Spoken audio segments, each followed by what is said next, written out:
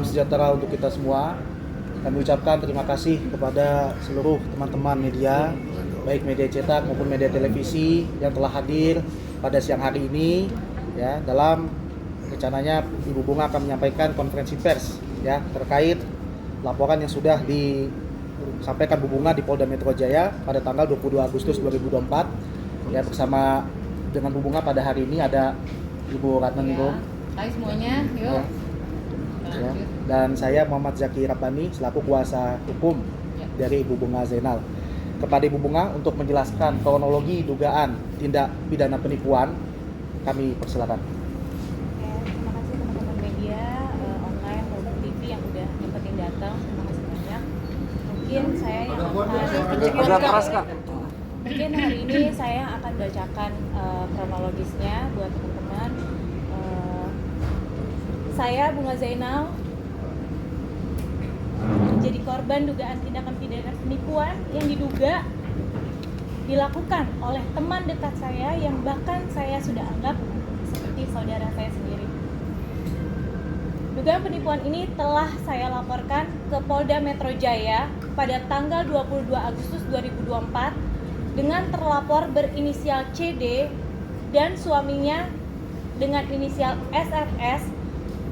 Para terlapor ini bertempat tinggal di Bali, Denpasar dan mempunyai usaha di bidang catering serta properti. Kronologis dugaan tindak pidana penipuan yang dialami saya yakni sebagai berikut. Perkenalan saya dengan para terlapor dimulai sekitar tahun 2020 bertempat di Bali.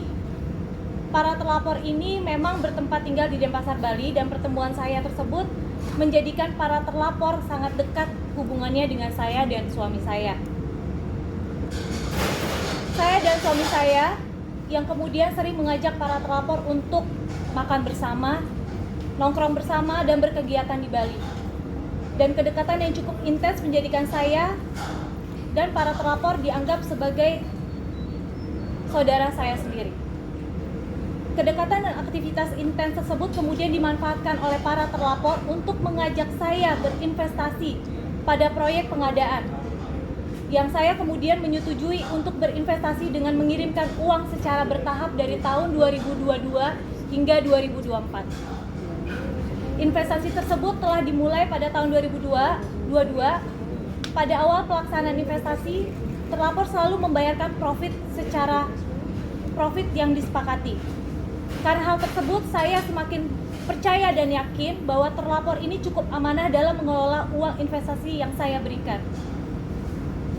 Karena terlapor semakin dekat dan menjadi kepercayaan saya, terlapor kemudian menawarkan investasi proyek pengadaan dengan modal yang sangat besar dan dilakukan secara bertahap.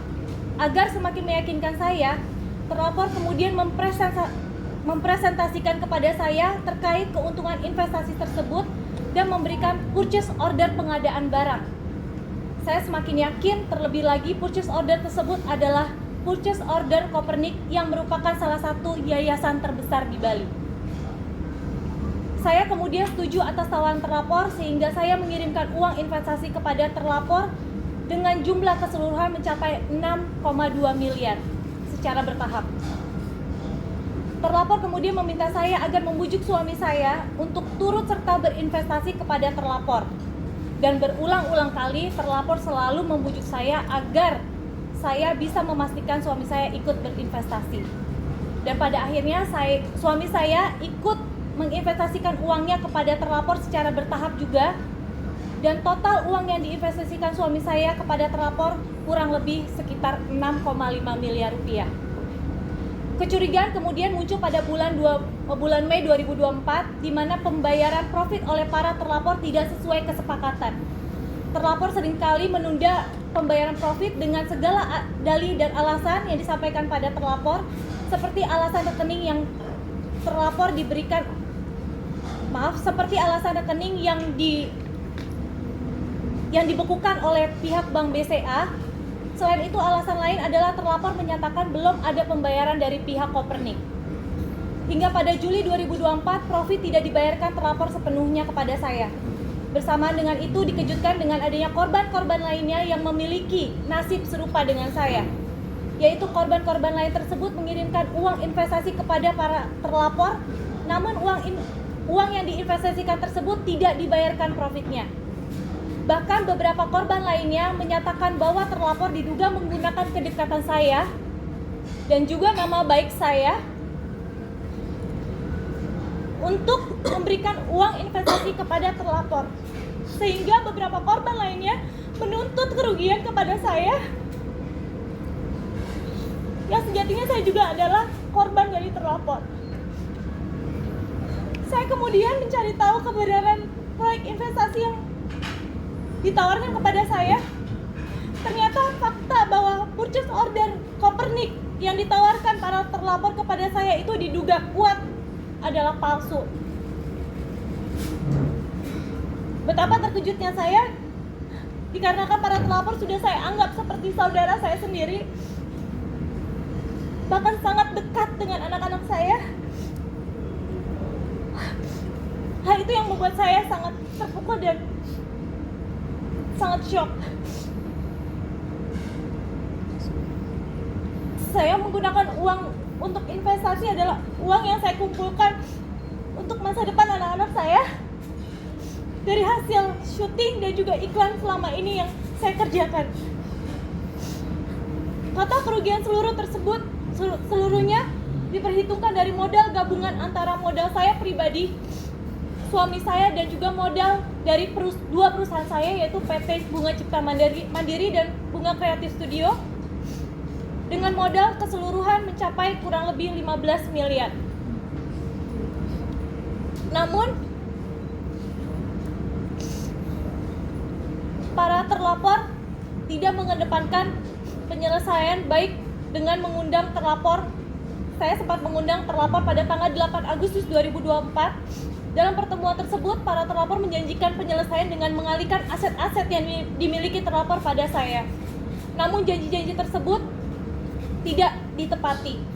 Terlapor juga sudah saya somasi agar menyelesaikan permasalahan ini, namun hingga saat ini tidak ada itikat baik terlapor, hingga akhirnya saya melaporkan kasus ini ke Polda Metro Jaya. Laporan yang saya buat di Polda Metro Jaya hanya baru satu kasus dari beberapa kasus lainnya yang berpotensi untuk saya laporkan juga ke kepolisian. Salah satunya adalah terlapor menyalahgunakan jabatan selaku Direktur Utama di PT Rasa Sedap Nusantara dengan merek dagang bunga box catering untuk melakukan kerjasama investasi dengan pihak ketiga, namun dana tersebut tidak ditransfer ke rekening PT Rasa Sedap Nusantara, melainkan ditransfer ke rekening CV3 Srikandi yang diduga rekening tersebut adalah milik teman terlapor di Bali, serta kasus-kasus lainnya yang mungkin akan saya laporkan ke pihak kepolisian.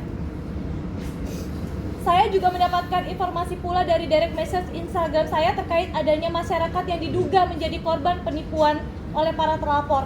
Oleh karena itu, melalui proses preskon ini, saya berharap masyarakat yang pernah menjadi korban untuk tidak ragu-ragu untuk melaporkan persoalan ini ke polisi.